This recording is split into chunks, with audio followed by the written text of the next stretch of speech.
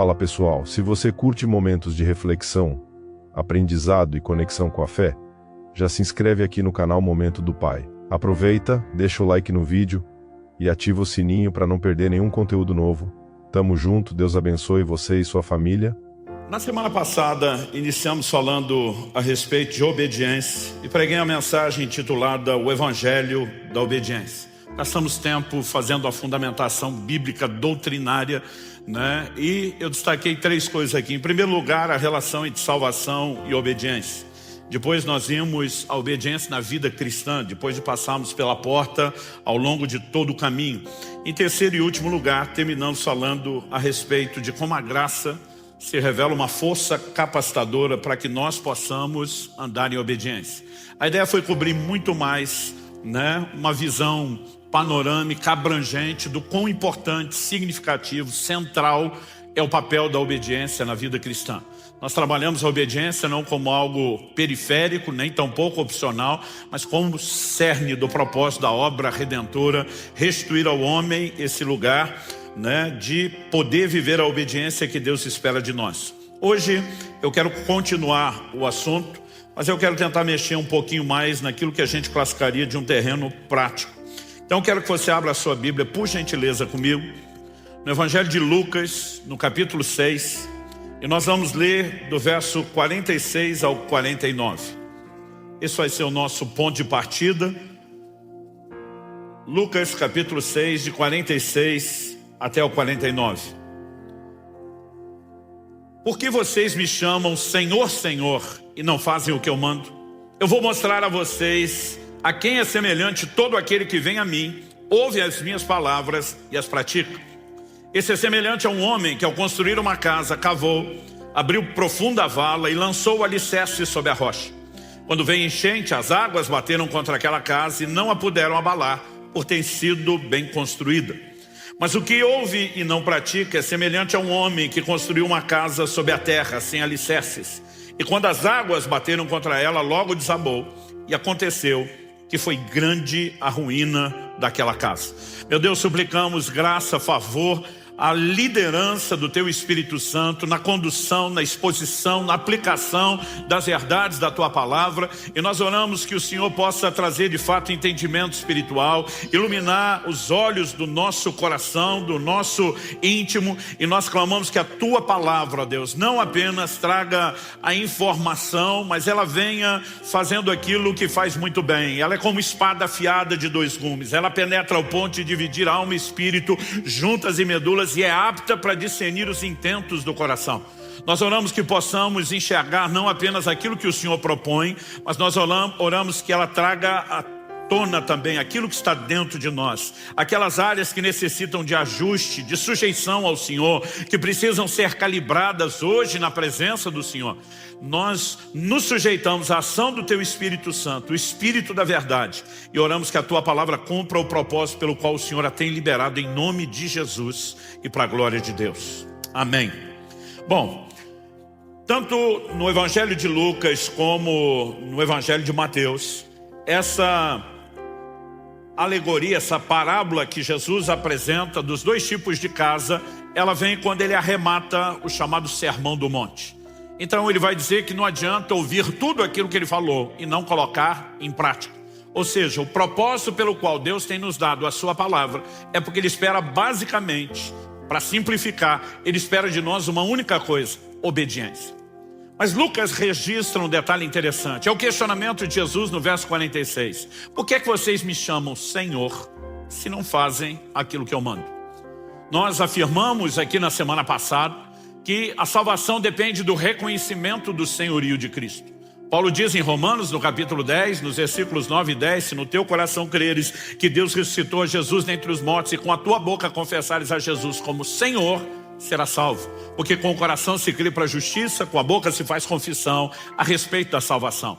Ou seja, a salvação está atrelada não apenas à fé na morte e ressurreição de Jesus, no sacrifício que ele fez em nosso lugar, mas está também na disposição de, como falamos na semana passada, das obras de fé. A fé tem uma confissão, a fé tem uma visão e a fé tem obras. E nós vimos que parte dessas obras da fé é a rendição, é a disposição de obediência, a semelhança semelhança de Abraão, que Hebreus 11:8 diz que Abraão, pela fé, obedeceu. Então, colocar o coração em plena sujeição a Jesus como Senhor é o cerne da obra da salvação. Nós temos a mania de dizer, olha, tem que confessar Jesus Salvador. Isso não está na Bíblia. É lógico que Ele é Salvador. A Bíblia diz, se nós cremos e confessarmos Ele Senhor, seremos salvos. Se somos salvos é porque Ele salva. Mas Salvador nunca foi o objeto da confissão. O objeto da confissão é Senhor, é o seu senhorio. E se a salvação depende da sujeição ao senhorio, e a essência do senhorio é obediência, e é isso que Jesus está dizendo, por que me chamam Senhor se não vão fazer o que eu mando? Né? Então, obviamente, nós mostramos desde a semana passada como os assuntos de obediência, salvação e a vida cristã estão atrelados e é impossível separá-los. Mas nessa parábola proposta por Jesus, ele fala de um construtor sábio, sensato, que não apenas constrói sobre o alicerce. Eu gosto dessa declaração de Lucas que diz que ele abre uma profunda vala. Ele lança alicerces sobre a rocha e de forma inteligente ele edifica uma casa que dura. Então Jesus diz, quando vem a enchente, ela não pode derrubar. Mas a Bíblia fala de um outro construtor que não se preocupa com o fundamento, com o alicerce e constrói sobre a terra. E quando as águas vêm, e acredite, as águas da adversidade virão sobre todos. Mas o que determina se o que você está construindo vai durar é a forma como você constrói. E nós precisamos entender que uma vida cristã que não é fundamentada na obediência, ela tem prazo de validade e essa casa em algum momento vai cair. Então Jesus está dizendo, não se iluda. Ou você me leva a sério, obedecendo o que eu estou propondo, ou você está enganando a você mesmo, e é só uma questão de tempo, a casa vai cair. O chamado que nós recebemos à obediência é um chamado a uma obediência plena, completa. E o título da minha mensagem hoje é Obediência Total. E quero usar essa expressão, obediência total, porque muitas vezes nós relativizamos a obediência. E essa é uma forma como acabamos nos enganando, né? Porque obedecemos numa área, acreditamos que desobedecer na outra se compensa, porque muitas vezes temos uma aparência de obediência, achamos que está tudo bem. E eu quero te mostrar, né, algumas verdades bíblicas. A primeira delas é que obediência aparente é desobediência. A segunda coisa é que obediência parcial é desobediência, não pode ser visto como obediência. Mas em terceiro e último lugar, nós vamos mexer com aqueles que já cresceram um pouquinho e assumiram o compromisso, que é um outro perigo. É quando deixamos a desobediência, entendemos a obediência, mas podemos migrar para uma coisa perigosa que eu vou chamar de o orgulho da obediência, que é algo, como veremos, contraditório em si mesmo. Em primeiro lugar, vamos falar da obediência aparente. No Evangelho de Mateus, no capítulo 21, o Senhor Jesus nos apresenta uma parábola acerca de dois filhos. Dos versos 28 a 32, nós lemos o seguinte: o que vocês acham? Um homem tinha dois filhos. Chegando seu primeiro, disse: filho, vá hoje trabalhar na vinha. Ele respondeu: não quero ir. Mas depois, arrependido foi. Dirigindo-se ao outro filho, o pai disse a mesma coisa. Ele respondeu: sim, senhor, mas não foi. Qual dos dois fez a vontade do pai? Eles responderam: o primeiro. Quando Jesus propõe a parábola, ele está falando de algo que todo mundo entendia. Os filhos cresciam trabalhando, servindo, não apenas em tarefas domésticas. O sustento era tirado da terra, né? Então logo tinham força, disposição, em níveis diferentes, já estavam envolvidos nessas responsabilidades. Então Jesus está falando de algo que todo mundo sabe. Agora o pai fala para um filho: vá trabalhar. E ele enfrenta o pai. A atitude inicial de rebeldia: não quero, não vou. Mas depois o coração arrepende e ele vai. Então aparentemente o primeiro é o rebelde. O segundo não. Aparentemente é obediente. Sim, senhor. Mas o segundo não foi. E aí Jesus diz: quem fez a vontade? A turma responde: o primeiro. E aí Jesus diz: pois é, obediência não é a resposta inicial, não é a encenação do seu comportamento, é o que no final das contas você fará com a ordem que foi dada. Mas por que é que Jesus está dando essa ilustração? Então ele continua e diz assim: então Jesus disse: em verdade lhes digo que os publicanos e as prostitutas estão entrando no reino de Deus primeiro que vocês. Porque João veio até vocês no caminho da justiça e vocês não acreditaram nele. No entanto, os publicanos e as prostitutas acreditaram. Vocês, porém, mesmo vendo isso, não se arrependeram depois para acreditar nele.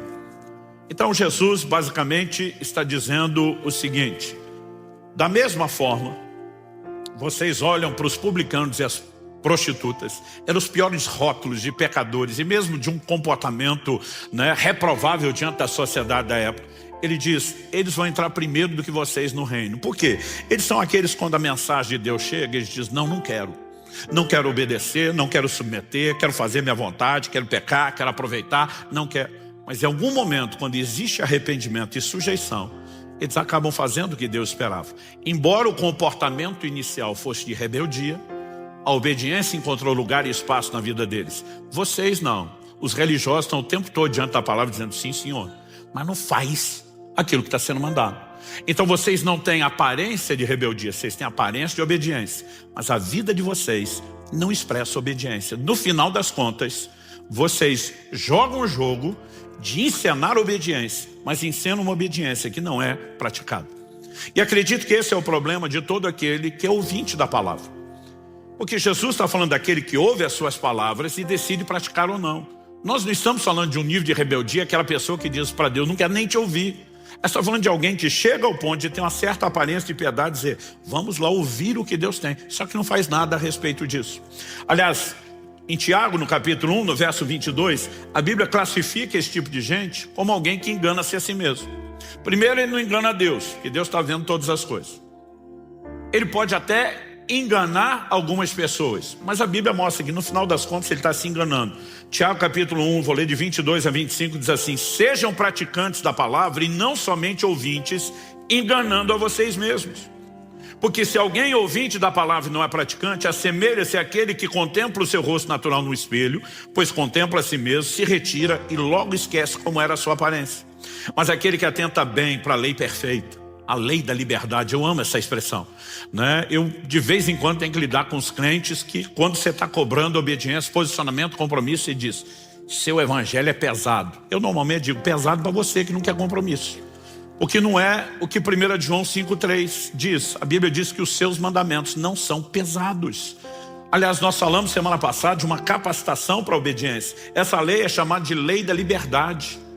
Porque liberdade não é aquilo que você quer para fazer o que gostaria e quebrar sua cara. Liberdade é entrar no lugar em Deus, onde você preserva o relacionamento com Ele, onde você vive as bênçãos que são resultantes da obediência empoderada por Ele e ainda assim, não apenas vive a alegria circunstancial do resultado, mas a essência do cumprimento do propósito.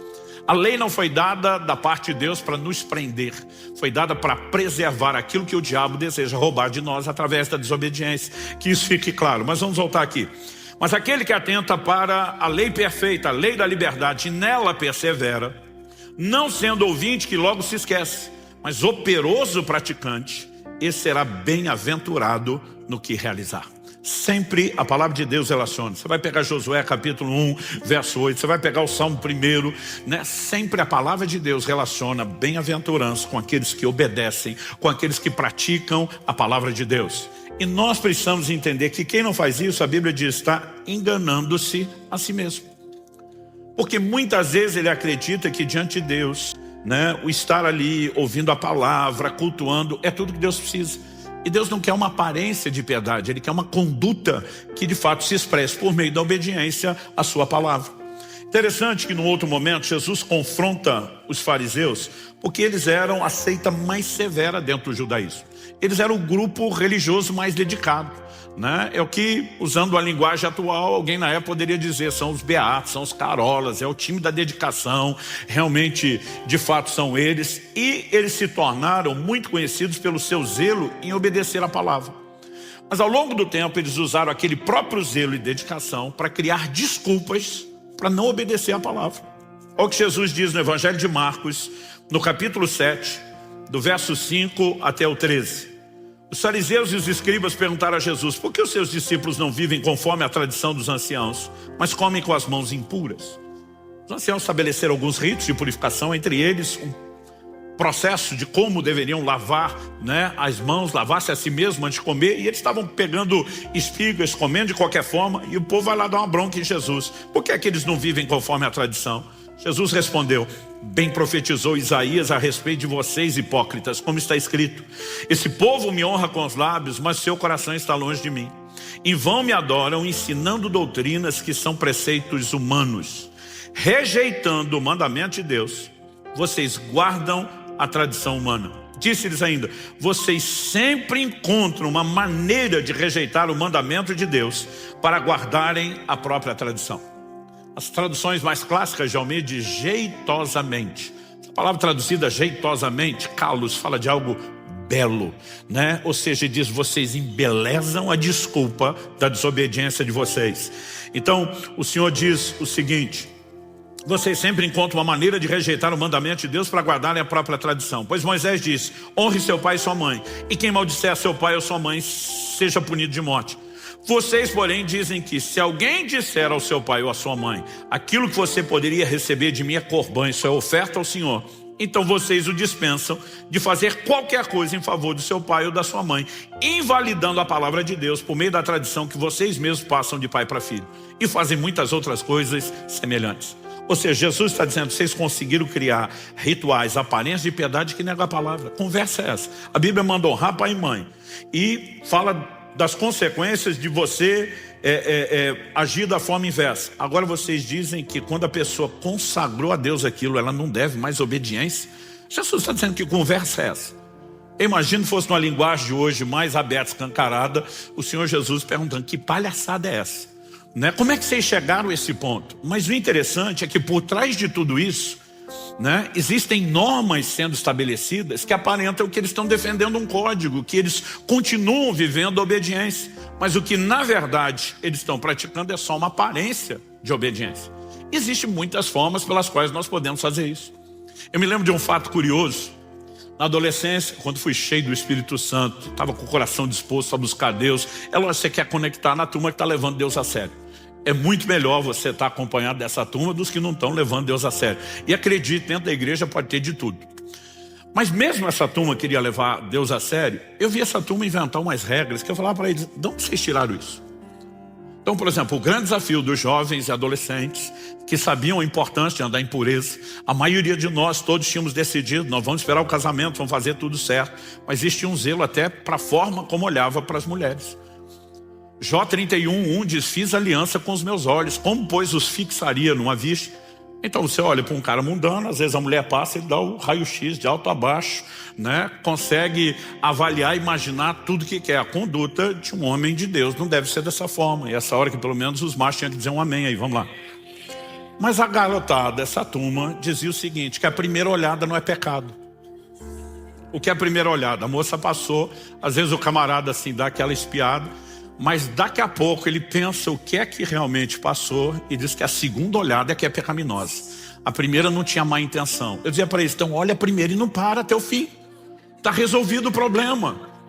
A questão não é quantas vezes olha. Jesus fala sobre a intenção do coração. E às vezes nós ficamos inventando algumas outras regras para simplesmente maquiar aquilo que claramente está lá. Dá para entender isso? E nós temos uma capacidade de articular e inventar essas coisas que é incrivelmente criativo. Segunda coisa que eu quero falar. Obediência parcial, assim como a aparente, é desobediência. Não tem outro rótulo. 1 Samuel, no capítulo 13, a palavra de Deus fala a respeito de Saul. Saul foi o primeiro rei que a nação de Israel tem, escolhido pelo próprio Deus. Deus sinalizou quem seria a pessoa. 1 Samuel capítulo 13, verso 8, diz o seguinte, Samuel dá uma instrução ao rei Saul, de que ele esperasse um prazo determinado, e que ele esperasse Samuel chegar para oferecer o sacrifício. O texto diz assim, Saul esperou 7 dias, segundo o prazo determinado por Samuel. Mas como Samuel não vinha a Gilgal, o povo foi se espalhando dali. Então Saul disse, tragam-me aqui o holocausto e as ofertas pacíficas, e ofereceu o holocausto.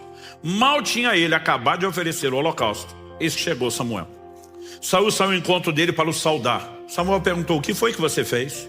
Saul respondeu, vendo que o povo ia se espalhando daqui e que você não vinha no prazo combinado e que os filisteus já tinham se ajuntado em Miquimás, eu disse comigo, agora os filisteus irão contra mim em Gilgal e ainda não busquei a face do Senhor assim, forçado pelas circunstâncias, ofereci holocaustos.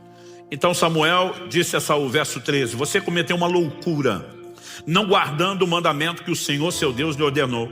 pois o Senhor teria confirmado para sempre o seu reino sobre Israel. Mas agora o seu reinado não subsistirá. O Senhor buscou para si um homem segundo o seu coração e já lhe ordenou que seja príncipe sobre o seu povo, porque você não guardou o que o Senhor lhe ordenou. Então, honestamente, às vezes eu li essas coisas e eu pensava, poxa, Deus jogou duro com Saul. O cara deu um deslize e já foi limado, já foi jogado para fora. E interessante que Samuel diz, Deus já achou um outro segundo o seu coração. Só quando o outro segundo o seu coração é colocado, ele fez algumas coisas piores do que o primeiro. Eu dizia para Deus, por que o segundo não foi limado fora? Porque muitas vezes nós achamos que Deus está avaliando um momento, um comportamento. Mas não foi isso que Deus explicou para Samuel na hora de escolher os filhos de Jessé. Deus diz, o homem olha a aparência, Deus vê o coração. E o coração é aquilo que determina como será o nosso comportamento. Deus não estava avaliando uma ação de Saul. Na verdade, nós percebemos que a Bíblia vai mostrando várias ações de alguém que oferece a Deus obediência parcial. Me espera 7 dias, não faça nada até que eu chegue para o sacrifício. Bom, deu 7 dias, esperei. Mas Samuel não chegou ainda, problema dele. Eu obedeci uma parte, ele devia ter se esforçado na dele. As pessoas que praticam obediência parcial, elas sempre têm alguma coisa dentro delas para justificar a relativização, a compensação. É quase como se fosse mais ou menos assim, obedeci nessa área, tudo bem se eu desobedecer na outra, porque um pelo outro, e esse aqui é mais importante, eu acho que no final meu saldo está bem. E não é dessa forma que Deus olha. Em Tiago, no capítulo 2, nos versos 10 e 11, a Bíblia diz, pois quem guarda toda a lei, mas tropeça em um só ponto, se torna culpado de todos. Porque aquele que diz não cometa adultério, também ordenou não mate. Ora, se você não comete adultério, porém mata, acaba sendo transgressor da lei. Então, de alguma forma, às vezes a gente fica relativizando e a gente diz, não, mas se eu fiz isso aqui, aquilo cabe. E a obediência parcial, ela é considerada por Deus desobediência. Eu acho interessante como a mentalidade das pessoas processam as coisas. Por exemplo, para nós, aliás, a gente olha na própria sociedade, pregando o evangelho para muita gente presa, condenada, você vê que uma das coisas que mais gera culpa na mente e no coração do homem, normalmente diz respeito ao homicídio. Mas ao longo da história, nós já tivemos momentos onde, diante dos escrúpulos das pessoas, mesmo daqueles que não eram muito tementes a Deus, não, existiam algumas coisas que tinham um peso maior. Uma delas, que infelizmente a nossa sociedade está programando todo mundo para aceitar, é que o adultério está tudo bem. Mas, por exemplo, por que Abraão faz um acordo com Sara, sua esposa, e diz, olha, onde a gente chegar, você vai dizer que é minha irmã e não minha esposa? Porque ele diz, você é uma mulher muito bonita, vão querer você, e para ficar com você vão me matar. Por que queriam matar Abraão? Porque se a mulher tem marido, ninguém pode ficar com ela, mas se tiver viúva, pode. Então olha a cabeça dos caras. Adulterar não, matar tudo bem. Porque pelo menos depois que a gente matar o cara, a gente cometeu um pecado menor, mas o pecado maior, que é o adultério, nós não vamos cometer. Hoje em dia, as pessoas olham para o adultério como o pecado menor e o homicídio maior. Mas a relativização continua. Só que a Bíblia está dizendo, o mesmo Deus que ordenou uma coisa, ordenou outra. Quando você tropeça num, você tropeçou em todos. Não adianta relativizar. Mas de alguma forma você olha para Saul e você vai perceber isso o tempo todo. Vá comigo para 1 Samuel capítulo 15. E de novo a Bíblia vai falar a respeito de Saul. E a Escritura nos mostra como de fato aquilo era uma conduta recorrente. 1 Samuel 15, eu vou começar no verso 1. Samuel disse a Saul, foi a mim que o Senhor enviou para ungir você como rei sobre Israel, o povo dele. Agora ouça as palavras do Senhor. Em outras palavras, você lembra do início?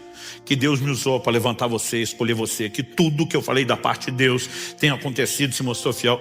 Então, presta atenção. Ele diz o seguinte, verso 2. Assim diz o Senhor dos Exércitos, castigarei Amaleque pelo que fez a Israel, colocando-se no caminho de Israel quando ele saía do exército, do Egito. Está lá em Êxodo no capítulo 17. Portanto, vá e ataque os amalequitas, destruindo totalmente aquilo que eles tiverem. Não poupe ninguém. Mate homens, mulheres, meninos e crianças de peito, bois, ovelhas, camelos e jumentos. Aqui nós chegamos a uma medida extrema de juízo, o que normalmente não acontece de imediato. Se você lembrar de Gênesis 15, Deus diz para Abraão, olha, a sua descendência vai ser peregrina em terra alheia durante 400 anos. Eles serão reduzidos à escravidão. Antes que os tire, Deus não usa o nome Egito, mas está falando de lá. Antes que os tire e os traga de volta a Canaã, que eu te prometi. Por que Deus está dizendo que precisaria tanto tempo deles fora antes de trazê-los? O Senhor diz assim, porque a medida da ira dos cananeus não encheu. Eles são rebeldes, são desobedientes, eu vou julgá-los. Mas Deus está dizendo, a minha longanimidade não esgotou. Então eu ainda vou dar mais 400 anos de misericórdia para que se arrependam. Como eu, Deus presciente, sei que não vão arrepender. No final disso, o juízo vem e vem com tudo.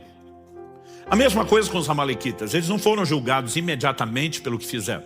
Aliás, Tiago escreve e diz que a misericórdia triunfa do juízo. Antes de oferecer juízo, Deus sempre oferece misericórdia. O problema é que as pessoas confundem a longanimidade, a paciência de Deus, com impunidade.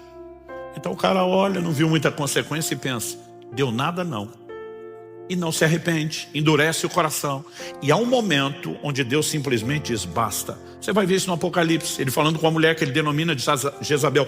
Dê-lhe tempo para que se arrependesse, mas ela não quer se arrepender. Ou seja, toda oportunidade, arrependimento, conserto e volta à obediência, não houve juízo. E quando chega a esse momento extremo, Deus diz, agora vocês vão exterminá-los. Em outras palavras, era literalmente acabar com a sua raça. Uma palavra dura, porém determinada por Deus. O verso 4 de Saul convocou o povo.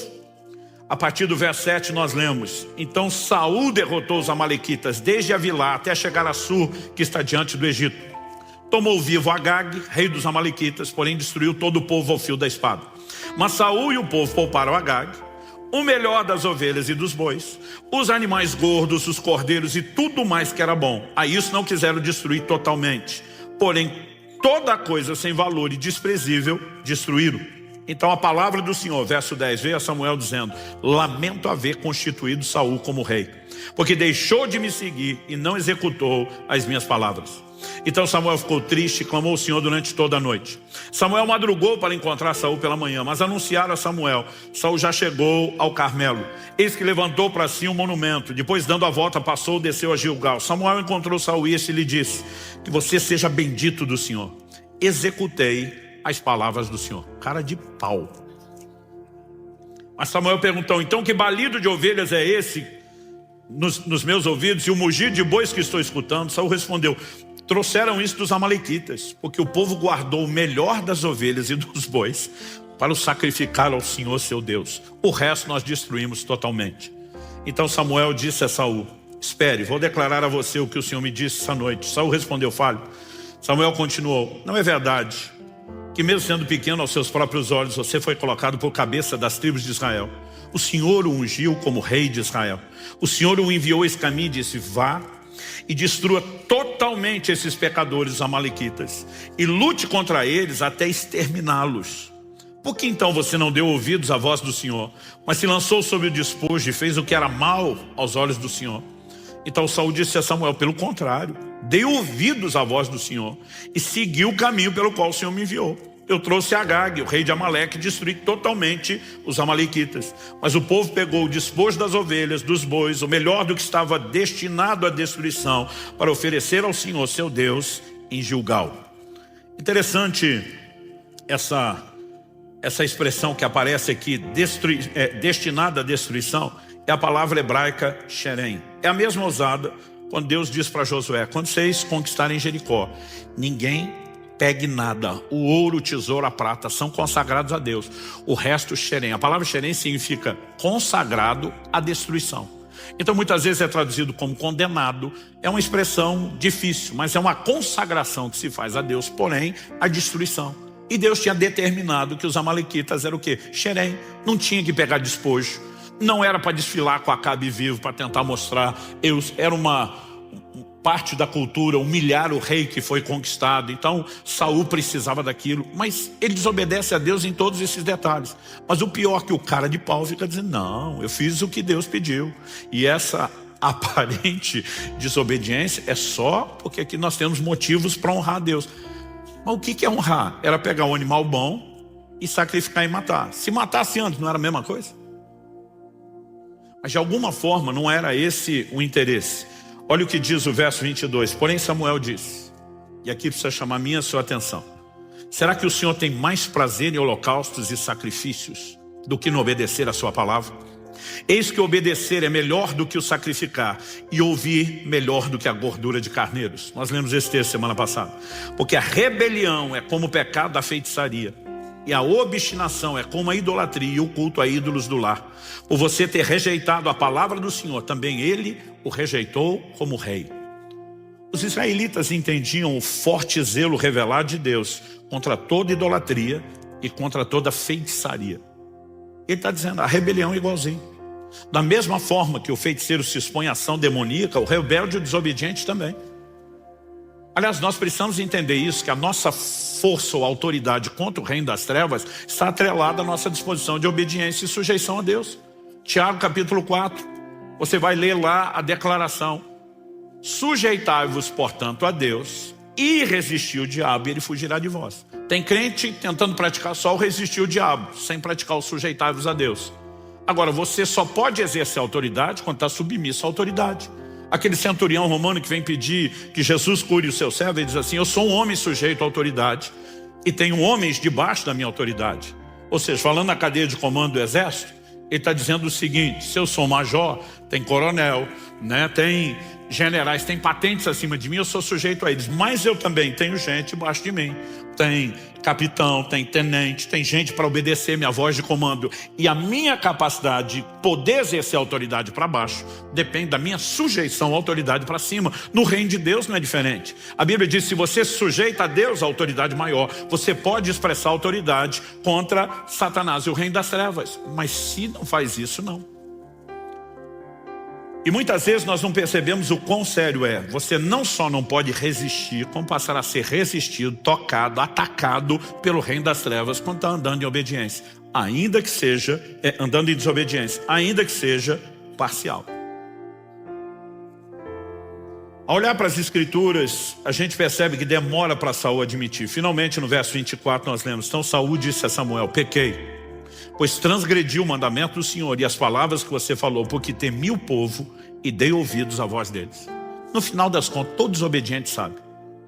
Ele tenta se enganar, ele cria desculpas, mas lá no fundo ele sabe quais são as motivações.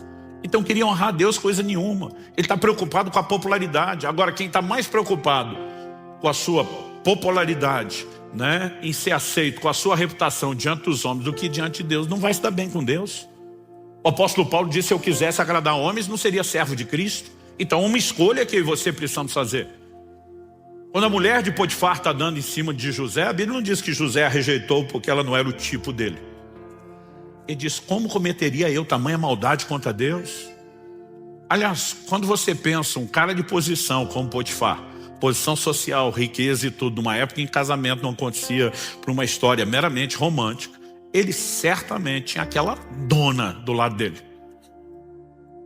Mas José está dizendo, eu não vou fazer algo contra Deus. Eu estou mais preocupado em me dar bem com Deus do que com a senhora ou com qualquer pessoa aqui na terra. Sabe, algo precisa ser resolvido no nosso coração. Obediência é fruto de um entendimento. Nós estamos debaixo do senhorio de Cristo. Ele nos governa e ponto final. Isso não pode ser relativizado. Mas toda tentativa de uma obediência, né, parcial. Interessante que nesse momento, quando Saul peca e Samuel o confronta, ele diz, fica aqui comigo, me honra diante do povo. Ele está preocupado em manter a reputação.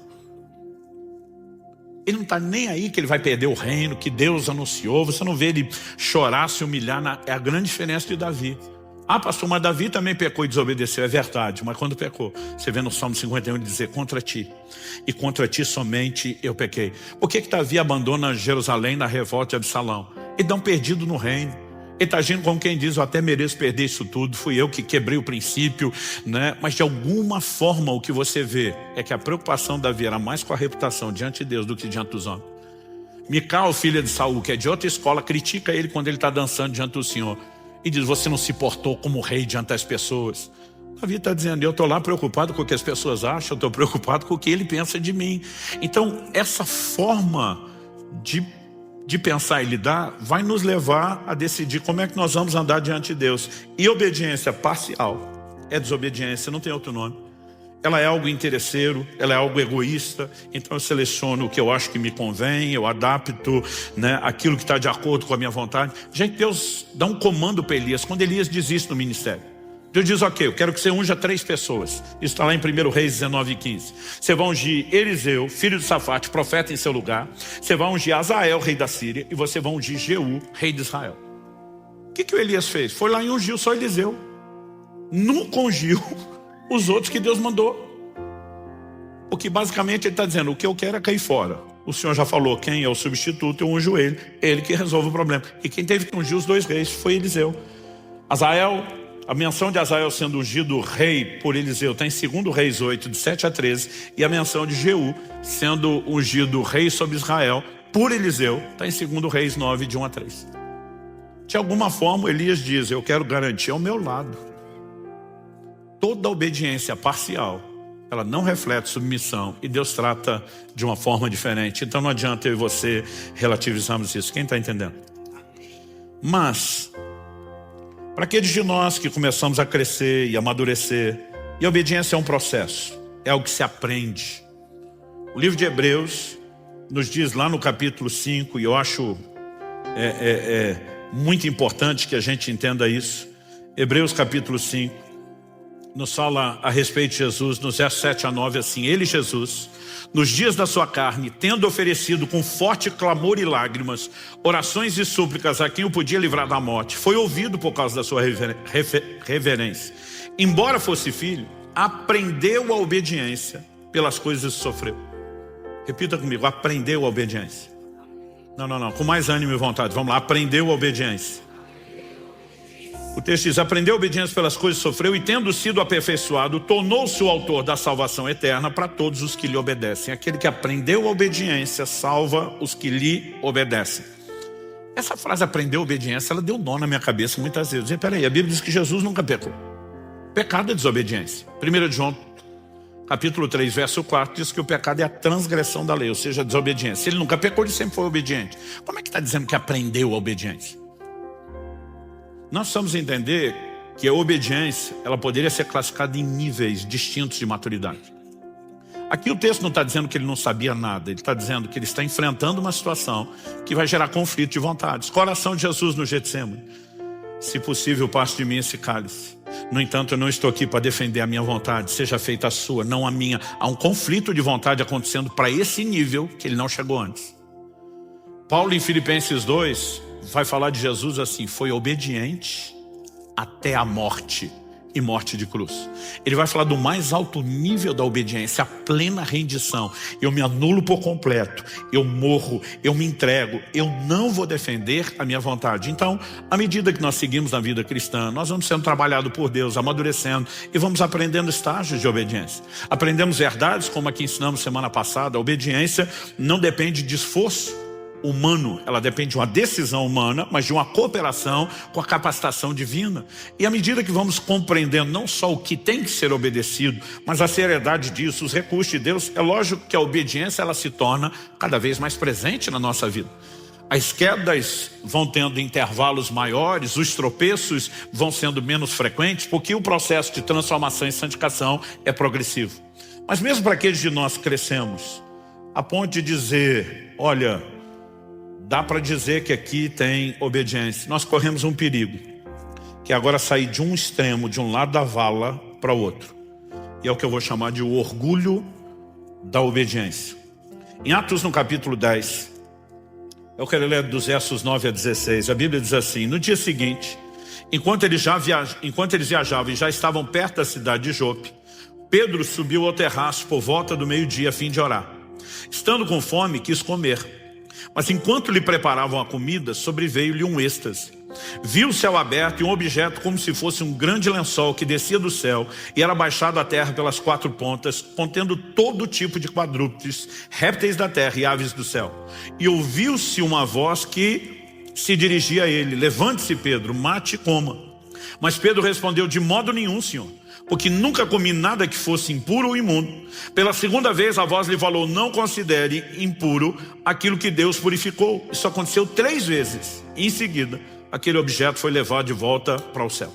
O apóstolo Pedro está chegando em Jope, está com fome, a turma resolve preparar, a comida, o almoço, mas a Bíblia diz que ele sobe ao terraço por volta do meio-dia, o sol comendo solto. Mas ele diz, vamos orar, vamos buscar Deus. Quando ele está no momento de oração, ele tem um êxtase. Alguns acreditam que esse é um arrebatamento de sentidos, né? Ele simplesmente desliga do natural e ele entra numa percepção do mundo espiritual. Um lençol vem sendo baixado do céu, né? Segurado pelas 4 pontas. E quando o lençol é baixado, o que ele percebe é que ali tem todo tipo de animais, todos. Aliás, a Bíblia é bem detalhada nisso, quando diz, contendo todo tipo de quadrúpedes, répteis da terra, aves do céu. E ele ouve uma voz, bem sugestiva para quem foi orar enquanto está com fome e estão preparando o almoço. Levanta, mata e come. Pedro está em oração, ele sabe que é experiência espiritual, ele sabe que aquilo desce do céu e ele sabe que é Deus falando. Porque ele responde, de modo nenhum, Senhor. Deus está dando um comando, levanta, mata e come. De jeito nenhum, Senhor. Nem o Senhor vai me fazer desobedecer. Por quê? Pedro, como judeu, cresceu entendendo determinações, como lá do livro de Levítico, tem um capítulo inteiro falando, enorme por sinal, falando a respeito dos animais que eram puros e os impuros.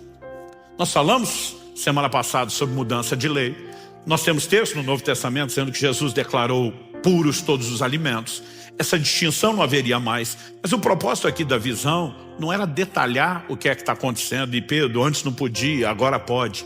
É o próprio Deus dizendo, come, de jeito nenhum, Senhor.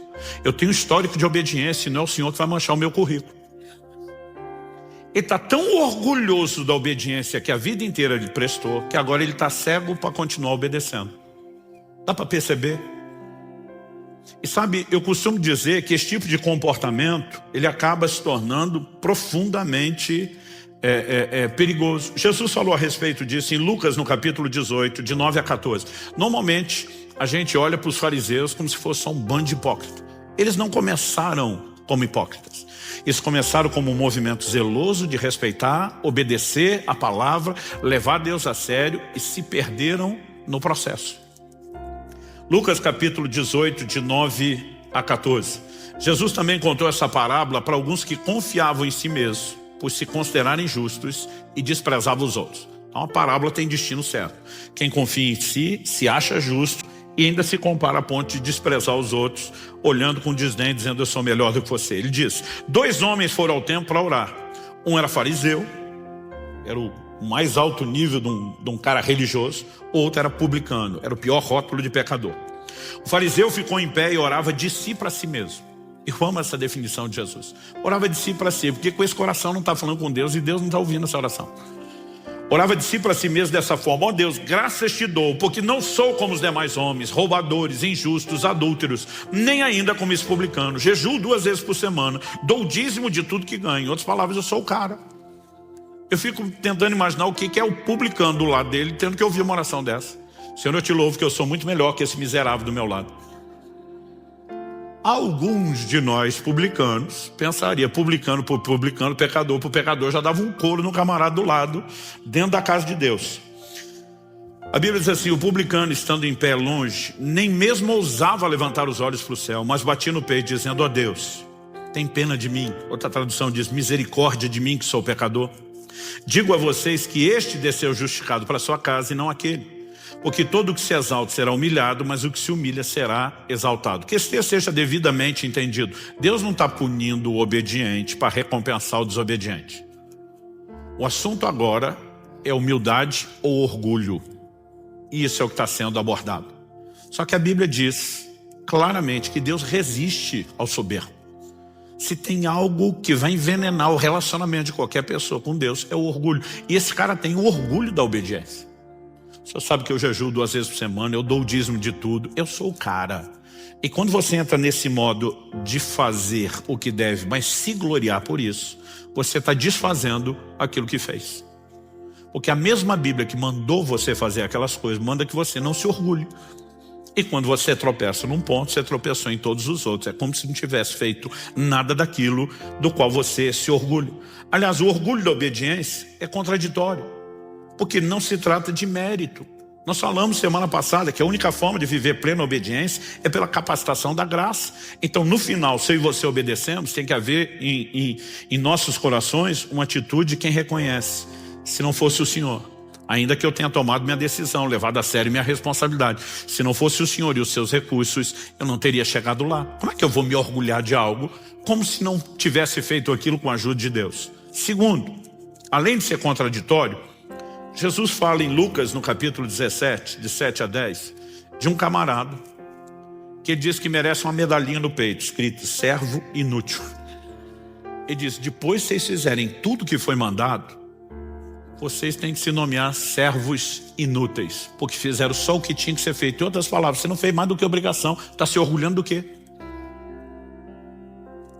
Então, nós precisamos entender que o orgulho da obediência é contraditório à ação da graça e faz a gente achar de alguma forma que isso não era a obrigação que nós temos que carregar.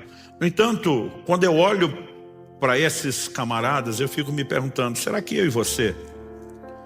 O fariseu ainda é mais fácil a gente dizer, não, esse aqui não era dos melhores não, mas você pega Pedro, um líder exemplar, uma das colunas da igreja, e o cara está dizendo para Deus de modo nenhum, Senhor. Então a pergunta é, será que pode acontecer comigo, com você? A resposta é com certeza. Alguns anos atrás, eu tive uma experiência que me abriu a mente para perceber o quanto eu e você estamos vulneráveis a esse tipo de coisa. Logo nos primeiros anos da Alcance aqui em Curitiba, eu levei os homens do presbitério para um retiro de oração e jejum. As mulheres não podiam, a maioria dos filhos eram pequenos, então nós saímos só os homens, acho que eram 2 ou 3 dias. Durante esse nosso tempo de jejum e oração, alguém fez um comunicado numa época em que a internet era uma coisa complicada, né? Não me lembro se ainda estávamos no modo de escada, mas era complicado. Mas alguém falou assim, vocês estão sabendo que fulano de tal, falou o nome do ministro.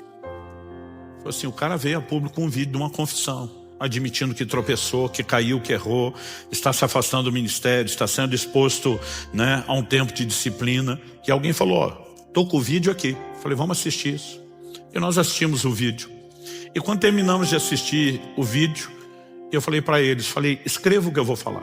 A maioria de quem está perto de mim o suficiente sabe que se eu falar escreva, o negócio é muito sério e dificilmente não acontece, né? Porque eu só falo isso quando estou debaixo de muita convicção. Falei, escreva o que vai acontecer. E não estava falando por revelação de Deus, não, era dedução. Eu falei, ele fez essa confissão com o líder do lado. O líder não está dando só apoio ao processo. Eu conheço o líder dele. O líder dele é jogo duro.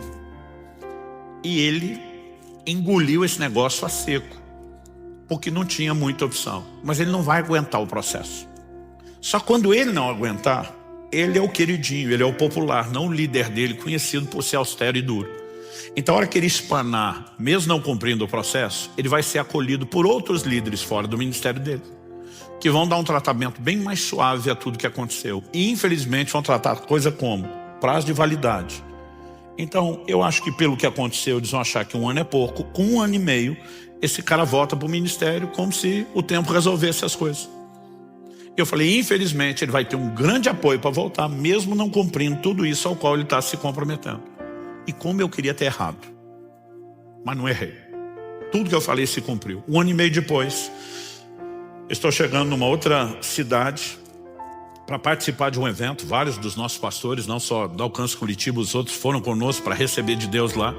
E quando cheguei na cidade eu vi, não falei com ninguém, não comentei com ninguém, mas vi um outdoor anunciando um evento de restauração e celebração da volta daquele irmão ao ministério. Quando vi aquilo dentro de mim, fiz as contas, falei exatamente 1 ano depois, 1 ano e meio depois, tudo aconteceu como queria e a gente segue banalizando coisas que deveriam ter um pouquinho mais de consideração e ser tratado de forma mais importante. Mas não falei para ninguém, só pensei. E fui dormir, chateado com o que eu vi, mas fui dormir. Dia seguinte, quando acordei, o evento estava acontecendo num hotel. Então, eu lembro que eu estou passando pela área do café da manhã para me dirigir ao auditório. E o Ney, pastor da Alcance nosso em Irati, que eu brinco que ele é uma máquina de sonho profético. O Ney me veio e falou assim, amigão, antes de entrar lá, preciso te contar um sonho que eu tive com você essa noite. Quando eu falei isso, falei, daqueles bem coloridos. Ele falou, daqueles bem coloridos. Já puxei uma cadeira, sentei e falei, vem cá, fala já. Ele olha para mim sem saber de nada. Ele nunca teve na reunião de 1 ano e meio antes, que era só os pastores de Curitiba. Eu nunca mais falei isso com ninguém. Não falei o que eu pensei no dia anterior. Mas ele olha para mim e diz, tive um sonho com você e fulano. E fala o nome do ministro. Quando ele falou o nome do cara, eu pensei, Deus ouviu. Eu falei para ninguém, mas Deus ouviu. Aí diz, vocês estavam numa sala, não era uma sala de uma casa, de uma igreja, não sei definir, um ambiente um pouco mais amplo. E você estava tentando expulsar um demônio dele. Eu interrompi e falei, mas ele não estava endemoniado. Ele falou, todo mundo sabia que não, mas você tratava ele como se tivesse. Só isso já teria acabado comigo. Mas o curioso é que parece que eu sabia tudo que ele ia falar. E eu entendi até por que a simbologia do sonho. Aí ele falou, você está lá tentando expulsar o demônio e entra uma outra pessoa na sala. Quando essa pessoa entra, ele falou, ele não se identificou como tal. Mas pela minha experiência, pelo porte, pela glória, o semblante, eu te afirmaria que era um anjo de Deus. E quando ele entra, ele estende a mão na direção de vocês dois. A hora que ele estendeu a mão, como a gente vai quando vai orar por alguém, parece que vocês dois levaram um coice de um cavalo, foram jogados 2, 3 metros. Aí interrompi ele e falei, essa é a hora que o fulano some do sonho e fica só eu. Ele, como é que você sabe? Eu falei, não só fica só eu levanto do chão do jeito que eu caí, e a roupa está desarrumada, está suja, talvez até rasgada. Ele, como é que você sabe? Roupas da Bíblia falam da condição de alguém diante de Deus. Roupa suja, rasgada, meu amigo, é pecado, não tem outra coisa. E nessa hora eu pensei, o canhão virou para o meu lado. E disse que aquela pessoa que entrou na sala vira e comenta com ele, apontando para mim, e diz assim, ele é um homem de grande integridade. Mas quando faz da integridade dele um escudo de justiça própria, ele é tão pecador quanto qualquer outro. E eu não sabia onde enfiar a cara de vergonha. A única coisa que eu pensava, dizia, tomara que isso fique só entre eu e Deus. E o Espírito Santo falou, de jeito nenhum. Isso aí você vai contar quando pregar sobre o assunto. Eu falei, minha vergonha tem que ser pública? Tem que ser pública. Eu pensei, tomara que eu não tenha que contar para o ministro. E Deus me disse, vai. Já tive algumas conversas com ele depois disso. Porque muitas vezes não adianta eu e você termos o compromisso com Deus, a obediência, e entrarmos no modo do orgulho da obediência. Isso é contraditório. Se não for, eu e você permanecemos quebrantados aos pés da cruz, dependendo dele continuamente, nós não vamos poder manter a obediência da qual a gente está se orgulhando como se fosse nossa. Ela é uma decisão da nossa parte, é nossa responsabilidade, mas que não pode ser executada sem a ajuda de Deus. E, de alguma forma, aquela lição para mim foi muito clara. Começou a abrir meus olhos para perceber na Bíblia, ou como muitas vezes nós podemos entrar nesse lugar que acaba por si, nos cegando e anulando tudo aquilo que nós estamos construindo. Então, a obediência é inquestionavelmente importante. Ela é o cerne do propósito de Deus para o homem. Nós vimos isso na perspectiva doutrinária. Mas agora falando de conduta, que você possamos entender que a aparência de obediência não é obediência, é desobediência. Que obediência parcial é desobediência. Mas que mesmo que a gente leve Deus a sério, não existe no final das contas motivo de orgulho se eu e você entendemos o lugar correto, que é onde devemos permanecer em plena dependência do Senhor. Aliás, eu e você precisamos entender que a obediência expressa, além de respeito, amor ao Senhor. Jesus diz, aquele que tem os meus mandamentos e os guarda, esse é o que me ama. E como diz 1 João 5,3, os seus mandamentos não são penosos ou pesados, porque nós não precisamos carregá-los sozinhos, não é fruto de esforço. Precisamos nos sujeitar à graça capacitadora. Mas o chamado não pode ser relativizado. Fomos chamados à obediência, e obediência total. E precisamos de tempos em tempos lembrar do nosso Senhor dizendo, por que é que vocês vão me chamar Senhor, se não fizerem aquilo que eu mando? Feche seus olhos, coloque-se em pé, para parecer que está acabando.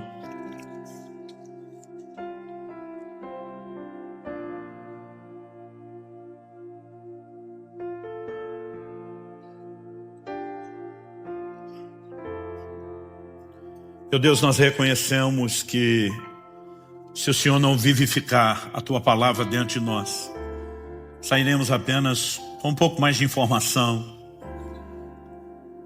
com material para pensar, sem contar o risco daqueles de nós que sequer vamos dar continuidade em pensar naquilo que o Senhor falou. É por isso que clamamos uma vez mais a ação do Teu Espírito Santo. Ajuda-nos, ó Deus, a entender na nossa vida quais aspectos merecem a devida atenção.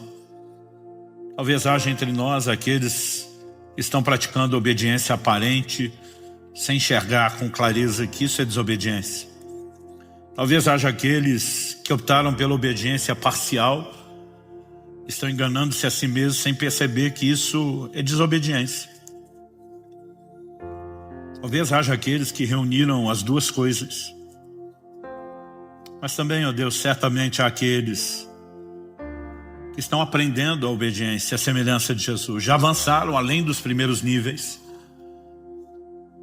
Mas de alguma forma passaram a acreditar que são os únicos responsáveis por isso.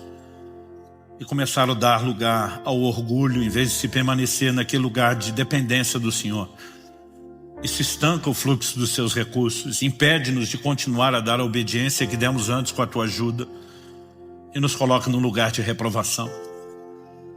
Mas sabemos que há muito a aprender, há muito a crescer, há níveis de obediência que ainda não alcançamos. Diferente de Jesus, que chegou até o último nível, nós não chegamos lá. E nós suplicamos graça do alto, ajuda e favor, não só aqui e agora. Nós oramos que aquilo que o Senhor começou não termine no final dessa reunião. E não falamos apenas de lembrar o que foi dito, nós oramos pela capacidade de seguir, se sujeitando ao Senhor, se expondo à ação do Senhor e da sua graça. Não nos deixe sair daqui apenas com informação ou com um discurso.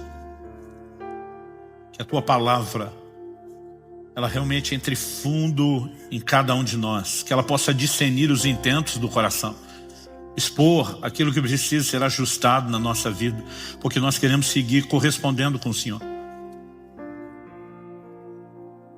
Não apenas contando com os recursos da graça, da ação do teu Espírito, mas exaltando o senhorio de Jesus por meio de plena rendição.